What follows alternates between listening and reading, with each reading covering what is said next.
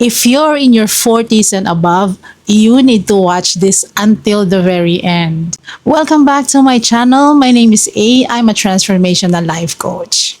This episode is very special because this is for you who are now at your 40s or 50s and above, and you feel stuck and probably asking yourself, am I still capable? Or kaya ko pa ba? Or pwede pa kaya akong i-market? Ayan, so pag-usapan natin yan. So kung ikaw ay naging mommies, breadwinner, or single parent, or maybe someone who actually is, taking the lead sa family, maybe this video is for you. At kung ikaw naman ay nag-aalangan if kaya mo pa bang mag-start again, hindi mo alam kung paano mag-umpisa uli after so many years na pinabayaan mo yung goals and dreams mo because you become a mom, you become a breadwinner, because life happens. Maybe some of you are taking care of your old parents, or maybe some of you step up in the family because, again, life happens. So this episode is for you. So balikan natin yung mga panahon na tayo ay nasa late 20s or late 30s. We were so busy in life. Napaka-abala natin sa mga career natin. At the same time, we still have goals and dreams na gusto nating i-fulfill aside from what we were doing before. But then again, later on, life happens. Lagi kong sinasabi to, life happens. Like, we became a mom, nagkaroon tayo ng family, we set aside our dreams, yung travel goals natin, yung mga hobbies natin na usually ginagawa natin pero hindi na.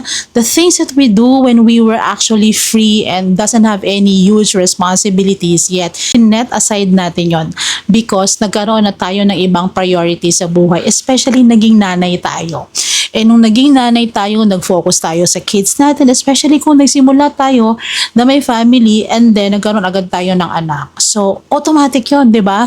Sinet aside natin ang ating mga dreams, ang ating goals, yung lahat ng mga gusto natin, yung mga wants natin, and other needs, personal needs natin. And I'm sure nakaka-relate kayo dito. We set aside those because we became a mom. And I don't think anyone regret na maging nanay, because being a parent, becoming a mom is the most beautiful gift God has given us. It only made me feel, ako on a personal note, it made me feel na God is mindful of me kasi pinagkatiwalaan niya ako ng 3 anak para isilang dito sa mundo to fulfill His purpose dito sa lupa. So, when we became a mom, kinalimutan natin ang sarili natin. And so, at this point in time, sa work that I do, I got so curious about ano kaya ang mga dinadana sa mga moms ngayon or mga women ngayon na katulad ko na lagpas na sa kalendaryo and then meron pang mga gusto sa buhay. So, I asked several women, women na naging nanay na, mga mommies out there, I ask them if meron pa ba silang mga bagay na gusto nilang gawin sa buhay nila at this stage or point sa buhay nila. And I was so overwhelmed with the responses that I got. And I have so many stories of these moms. Nagulat ako kasi hindi lang pala ako yung nagtatanong na, pwede ko pa bang gawin? 'Di ba? So, let me start with the story of this one woman, a mom who's actually had a hearing aid. And for 10 years, yung hearing aid niya sira. But since mommy siya and she has several children who's going to school, sinet aside niya yung gusto niyang palitan ang kanyang hearing aid because she said, according to her, mas marami pa siyang kailangang unahin. May mga priorities siya. So dyan na yung tuition fees, alam mo yung pagbabayad ng renta sa bahay, mga bills, because she's a single parent. And later on, at age 43, saka pa lang siya nakabili ng hearing aid. She allowed herself to buy a hearing aid because she believed that it's time for her naman na i-prioritize ang sarili niya. And she was so happy. Alam mo, nung sinabi niya sa akin na sobrang tumatak sa akin. Sabi niya, alam mo, ngayon na nakakarinig na ako, narinig ko na yung mga huni ng ibon, mga pag-uusap ng mga tao, mga sasakyan na dumadaan na dati hindi ko naman masyadong naririnig, na-overwhelm ako. And gusto kong i-journal itong experiences ko na to, itong new experience ko na to, of being able to hear the noises. Imagine mo for 10 years nag-sacrifice ka na alam mong mahalaga yun sa'yo, alam mong importante yun sa'yo, pero ipinagpaliban mo because may mas importante pa kaysa sa'yo. May mas importante pa sa needs mo. And as a mom, parati nating sineset aside at nilalagay sa bottom list, no, yung sarili natin, because we believe that mas dapat nating unahin yung family natin, lalo na yung mga pangangailangan ng mga anak natin. And I think as a mom, we've been doing this for so long, no, sa mga pamilya natin, sa mga anak natin, and there's nothing wrong with that. But there's also nothing wrong kung one day we also prioritize ourselves, kasi we deserve that as a mom. And another story na tumatak din sa akin is that hindi siya nag-aral mag-drive kahit gustong-gusto niya mag-aral mag-drive, and pinagpaliban niya yon. Because again, life happens, naging busy sa mga bata, may trabaho siya, so wala siyang time para magmaneho or mag-aral mag-drive. And then later on, when she is now at 45 years old, she allowed herself not to take driving lessons. She free up her schedules, set aside niya ibang mga bagay na dati niyang ginagawa, and pinrioritize niya ang pag-aaral at pag-enroll sa driving school. And she's now able to drive and be able to go anywhere kung saan niya gustong pumunta at magdadrive ng sarili niya sa sasakyan. Diba? So there are so many things, no, as a mom na ipinagpapaliban natin because we believe na mas importante yung mga bagay na yon. And also, there are other moms na nabasa ko sa survey na ginawa ko. 73 of them actually responded to that question. I remember some moms there na sabi gusto niya mag pole dancing pa, pero hindi niya alam kung kaya niya pa, hindi niya alam kung paano simulan. There are other moms who said that they wanted to go back to work sa pag-pursue ng career nila. Some of them would ask, kaya ko pa ba? Do I still have the skills? Do I qualify pa ba? Kaya pa kayang abutin yung mga pangarap na yon kahit na ang tagal ko nang sinet aside. So these are some of the questions, no? Nagkaroon tayo ng self-doubt because we feel like hindi na tayo hasa. No, we don't have the skill anymore. But let me tell you later on that it's not correct. You are continuously developing a skill that is still aligned to what you want to do or probably doon sa gusto mong abutin or gawin sa stage ng life na to. But let me just honor first those moms na nakausap ko na hanggang ngayon, they're still on the bottom list. No, wala tayo sa mga priority list natin na tayo mismong gumawa ng listahan na yon. But then, makikita mo na lagi tayong nasa huli. Even sa simple things na ginagawa natin sa bahay.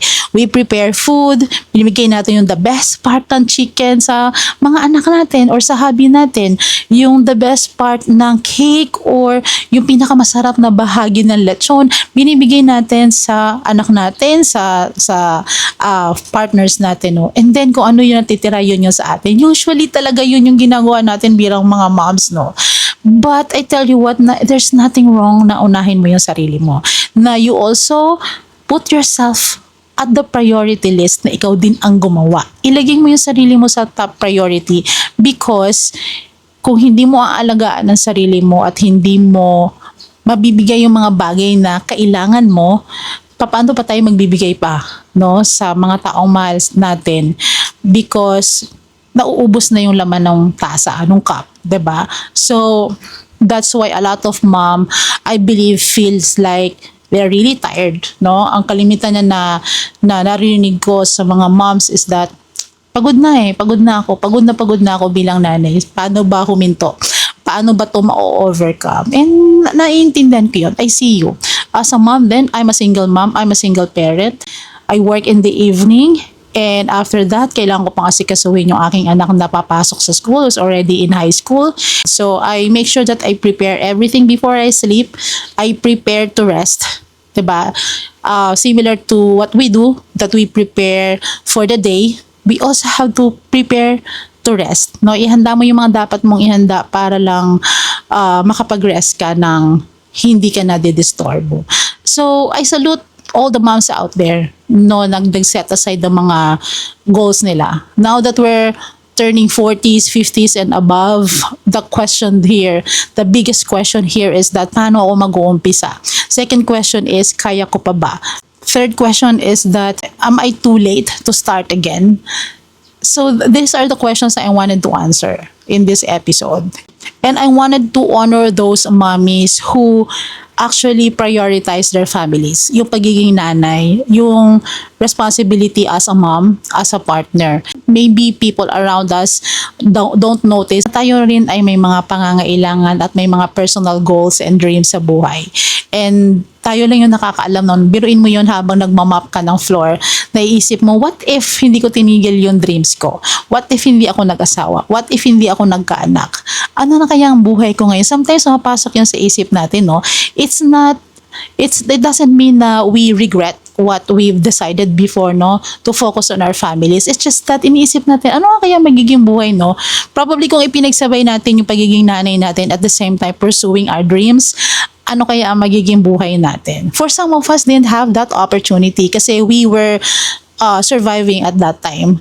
Like lalo na yung mga single mom na walang support financially from their partners. I know that kind of life na we have to survive. Na tipong i-set aside mo yung ultimo na lang na para sa'yo, para lang makasurvive ang buong family mo, yung ikaw at ang mga anak mo. So I know that feeling. And you know, those dreams never left us. Because if you're seeing the paintings sa likod ko, no, these are one of those bucket list. Isa ito sa mga bucket list ko noong medyo nasa 20s, 30s pa ako na during the time I was still struggling. Sabi ko, gusto ko talaga mag-paint. Gusto ko makapagpinta kahit isa lang. Because that was my dream when I was younger, when I was a teenager. Because I don't have the means, my family doesn't have the means to buy me, you know, paintings or mga materials to do my art. So, nasa isip ko yun hanggang sa lumalaki ako. Habang nag-aaral ako na hindi ko kayang bumili ng mga ganyan, nasa puso ko. So when I became a mom and I struggled and then I was able to overcome some of those struggles and I have the means to buy these things, ginawa ko. And see, hindi lang isang painting yung ginawa ko. Sa buong bahay ko, nandyan yung mga paintings ko na nakasabit sa wall. It's a manifestation that yung dreams natin nandyan lang. And anytime pwede natin siyang maabot. Pwede natin siyang magawa. Simple it may be, grand it may be, kayang-kaya natin siya abutin kung gugustuhin natin because we have one tool that we can use to do that. That's the power of making a decision. Right? So, thank you mga mommies. Kung nanonood ka man ngayon and nakaka-relate ka, comment ka sa comment section below and let me know how you feel. How's your journey as a mom, as a parent na who set aside yung mga dreams na yun, yung mga goals na yun sa life because we became a mom. We take care of everyone else. We take care of our kids. We take care of our families, even extended families. Pero who takes care of us? I would like to give hope, no, to people, to women like me, to moms like me, to single parents like me, like mga breadwinners na patuloy na lumalaban sa buhay kahit napapagod. That your dreams is just waiting for you. And anytime, pwede mo pa siyang maabot. These are the things that I've learned all throughout these years. Number one would be, it's never too late to begin again. At naniniwala ako doon. Walang age limit ang pagtupad ng pangarap. Walang age limit ang pumasok sa klase or mag-pursue ng education or mag-pursue ng career or mag-take ng mga crash courses. Walang age limit matuto. So, pwede natin ipagpatuloy ang pag-aaral sa school man or sa mga trainings man so that you can pursue your dreams if that's what you want. It's never too late to begin again. You just have to begin. Number 2, would you believe that fear is an illusion? Hindi naman talaga totoo yung takot eh. Tayo lang gumagawa ng katatakutan natin. Natatakot tayo na mag-fail tayo. Natatakot tayo na baka hindi na tayo tanggapin sa market. Natatakot tayo na baka wala na tayong enough skills because we became a mom and we stopped working and so we feel like parang wala na tayong natutunan. I would like to challenge you. Get a pen and paper, write down your data. What are the skills that you have right now as a mom, as a breadwinner, as someone who was not working but actually is taking care of the family? Number one would be you have the ability now because you're in the late 40s and 50s, you're able to know how to make tough decisions. And that's one skill na pwede mong ipagmalaki and relate that to any jobs, any positions na gusto mong applyan. Diba? Number two is that you are a problem solver. Pag nanay ka, wala kang problema na hindi mo kakayaning i-resolve, diba? Bibigyan at bibigyan mo ng solution yan. Magagawan mo ng solution yan. And hindi lamang dahil ikaw ay magaling mag-solve ng problem, it's because you're able to adapt. Sometimes we get to choose if, is this something that is controllable on my end, or is there something that I can do to change the impact sa akin or sa buhay ng mga anak ko. And that's another skill. 'Di ba? Bilang nanay, kala natin wala tayong mga skill. Meron. Tingnan lang natin yung data natin. Number 4 probably would be you being resilient. Yung hindi ka kaagad nag-give up, gaano man kabigat at kahirap yung task na meron ka. Believe me, maglalaba ka, kailangan mong mamalansya, kailangan mo magluto, at the same time, nakagawa mo yun, na-accomplish mo yun, and you never give up. Diba? Binibigay mo ang 101% na lakas mo and focus mo to those tasks para lang matapos mo because kailangan ng family mo. Diba? You're able to do those things under pressure. Diba? Under pressure because meron kang oras na kailangan mong habulin. Diba? So, if we're in this scenario na exist ka nanay, prepare ka na pagkain sa anak mo habang nagluluto ka or habang namamalansya ka, gumagawa ka ng baon or pinapaliguan mo, sinusuklayan mo ng buhok, those are multitasking. Diba? Gaano ka-alert ang utak mo, yung isip mo during that time.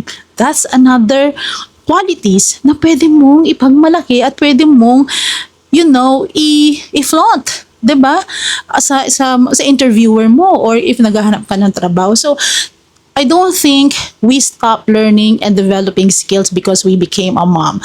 Pagkos na dagdagan yung mga skills natin, yung mga abilities natin when we became a mom because, tayo lang minsan nakakagawa ng mga bagay na ginagawa natin sa bahay. A lot of us can relate to that. No? Napakadamit natin ginagawa sa bahay na tayo lang ang pwedeng gumawa nun. Even sa paraan ng paglilinis, meron tayong standard. Meron tayong standard sa trabaho at sa result na gusto nating maabot. And that's something, di ba? Again, fear is an illusion. Tayo lang gumagawa ng mga bagay na ikinakatakot natin. Self-doubt comes from us thinking na baka wala na tayo pwede pang ipakita na skills and probably abilities.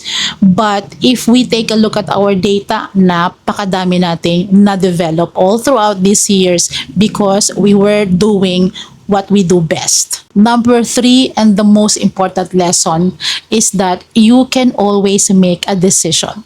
If you want something in life, you make a decision. That's the first step. Make a decision. Second step is to take action. And if you're ready and if you really want to and if you feel like you're stuck in life and you feel like parang marami ka pang gustong abutin or meron ka pang gustong abutin sa buhay mo at this stage ng life mo na nasa late ka na ng 40s and 50s, I tell you what, all you need to do is to make a decision and take action. Wala na tayong kailangan na katakutan Wala na tayong kakatakutan if we fail or not. Why? Because ang dami na natin napagdaanan, di ba? Ang dami na natin dinanas sa life natin na hindi natin kakayanin because we're still here. So, nagkaroon na tayo ng wisdom and huge experiences, many experiences sa life natin na pwede nating dalhin to start over. So, if you're still watching hanggang dito, I hope I was able to rekindle that fire again. Do not lose hope. You can still start at this point in time. It's never too late to begin again. All you have to do is to begin, to start, make the first step. Go ahead. If you still want to dance that hip-hop dance, go ahead and enroll. Kung gusto mong mag-yoga ka. Kung gusto mong mag-pole dancing, go ahead with the training. Gusto mo uli magturo, gusto mo uli mag-apply sa trabaho, gusto mo uli balikan yung iyong career, go ahead. Now, how do you start? Just start to where you are right now. So, thank you so much for watching. If you're new here, please don't forget to subscribe to my channel para sa new episode natin, manonotify ka. Yes, mayroon tayong mga bagong episode. So, thank you again for watching. Hit that subscribe button and see you again in my next episode. Bye!